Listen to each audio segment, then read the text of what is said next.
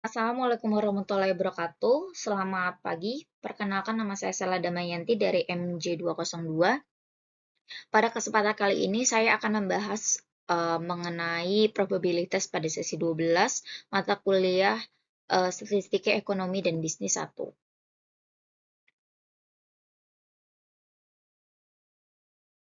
Materi yang saya bahas mencakup pendekatan klasik, pendekatan relatif, hukum penjumlahan, hukum perkalian, dan teorema Bayes. Materi tersebut juga saya lengkapi dengan contoh soal supaya lebih mudah dipahami. Secara sederhana, probabilitas digunakan untuk mengukur seberapa besar kemungkinan suatu peristiwa terjadi. Dalam bidang ekonomi dan bisnis, konsep ini cukup penting karena banyak keputusan yang dibuat berdasarkan kondisi yang belum pasti.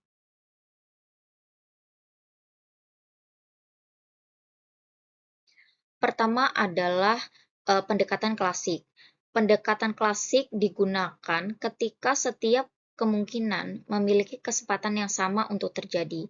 Jadi kita tinggal membandingkan jumlah kejadian yang kita cari dengan jumlah keseluruhan kemungkinan.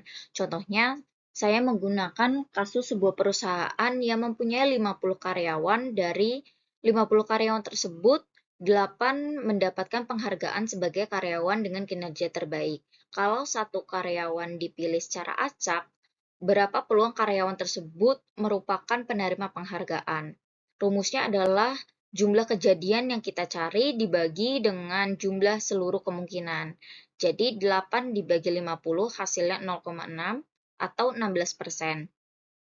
Artinya, kalau pemilihan dilakukan secara acak, peluang karyawan yang terpilih merupakan penerima penghargaan adalah 16%.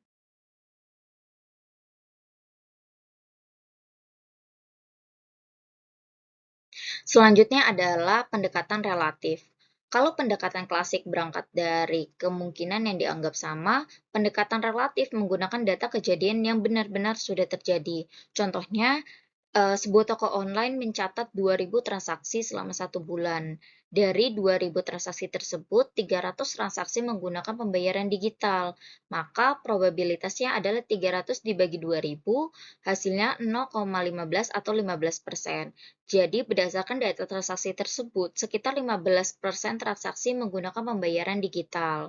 Menurut saya pendekatan ini lebih dekat dengan kondisi ekonomi, kondisi bisnis karena menggunakan data aktual. Misalnya perusahaan ingin mengetahui pola pembelian pelanggan dan data transaksi sebelumnya bisa digunakan untuk memperkirakan kemungkinan perilaku yang sama di periode berikutnya. Lalu hukum penjumlahan untuk kejadian mutual eksklusif. Mutually eksklusif berarti dua kejadian tidak dapat terjadi secara bersamaan. Contohnya, dari 100 pelanggan, 40 memilih produk A dan 25 memilih produk B. Setiap pelanggan hanya boleh memilih satu produk. Karena satu pelanggan tidak mungkin memilih produk A dan produk B secara bersamaan, maka probabilitas produk A atau produk B cukup dijumlahkan. Jadi 40% ditambah 25% sama dengan 65%. Artinya peluang seorang pelanggan yang dipilih secara acak memilih produk A atau produk B adalah 60%. Hal yang perlu diperhatikan di sini adalah kondisi soalnya. Kita nggak bisa langsung menggunakan rumus ini hanya karena ada kata atau. Kita harus melihat dulu apakah kedua kejadian tersebut bisa terjadi secara bersamaan atau tidak.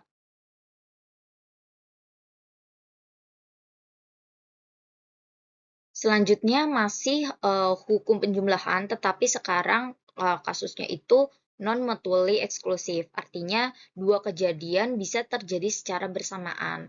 Contohnya, dari 100 pelanggan, 50 menggunakan aplikasi A, 30 menggunakan aplikasi B, dan 15 pelanggan menggunakan keduanya. Kalau kita langsung menjumlahkan 50 dan 30, hasilnya 80. Masalahnya, 15 pelanggan yang menggunakan kedua aplikasi akan terhitung 2 kali. Karena itu, kita harus mengurangi bagian yang mengalami irisan. Hasilnya adalah 50 ditambah 30 dikurangin 15, yaitu 65%. Jadi probabilitas pelanggan menggunakan aplikasi A atau aplikasi B adalah 65%.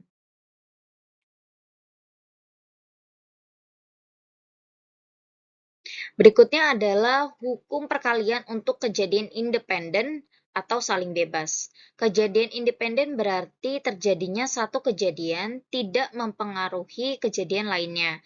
Contohnya, probabilitas saham perusahaan A mengalami kenaikan 70%, sedangkan probabilitas saham B eh, perusahaan B mengalami kenaikan adalah 60%. Kedua kejadian dianggap saling bebas. Untuk mengetahui peluang keduanya naik secara bersamaan, kita kalikan 0,70 dengan 0,60. Hasilnya 0,42 atau 42%. Jadi probabilitas saham A dan saham B sama-sama mengalami kenaikan adalah 42%.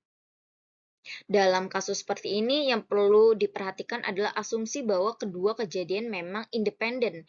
Kalau perubahan saham A ternyata mempengaruhi kondisi saham B, maka rumus ini tidak bisa digunakan.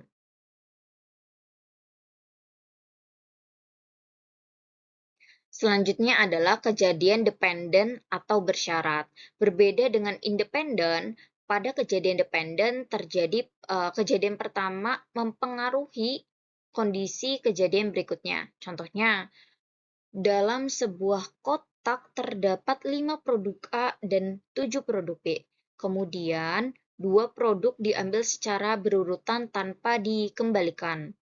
Peluang produk pertama yang diambil adalah A, yaitu 5 dari 12 atau 5/12. Setelah satu produk A diambil, jumlah produk yang tersisa menjadi 12. Produk B masih berjumlah 7. Jadi peluang produk kedua adalah B, yaitu 7/11.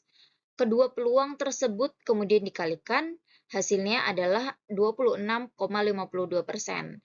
Jadi peluang produk pertama A dan produk kedua B adalah 26,52%. Yang membedakan dengan soal sebelumnya adalah adanya perubahan kondisi setelah pengambilan pertama. Karena produk tidak dikembalikan, maka jumlah objek pada percobaan kedua berubah.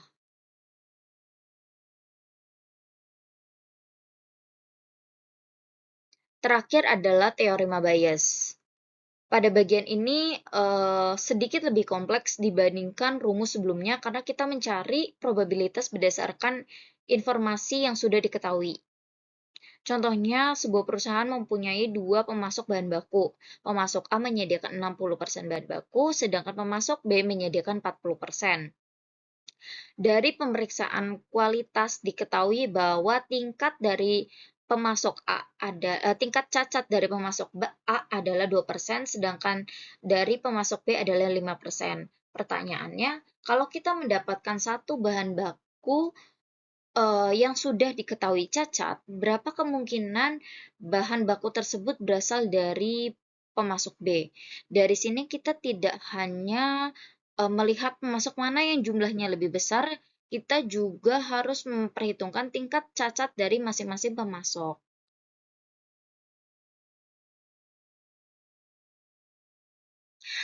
Dari soal tadi, kita bisa lihat, kita tidak hanya melihat pemasok mana yang jumlahnya besar, kita juga harus memperhitungkan tingkat cacat dari masing-masing pemasok. Setelah dimasukkan ke rumus Bayes, hasilnya adalah 62,5%. Artinya, meskipun pemasok B hanya menyumbang 40% dari total bahan baku, ketika kita mengetahui bahwa bahan bakunya cacat, probabilitas bahan tersebut berasal dari pemasok B itu akan meningkat menjadi 62,5%. Menurut saya ini yang membuat teorema Bayes cukup relevan dalam bisnis. Informasi baru dapat mengubah penilaian kita terhadap kemungkinan suatu penyebab.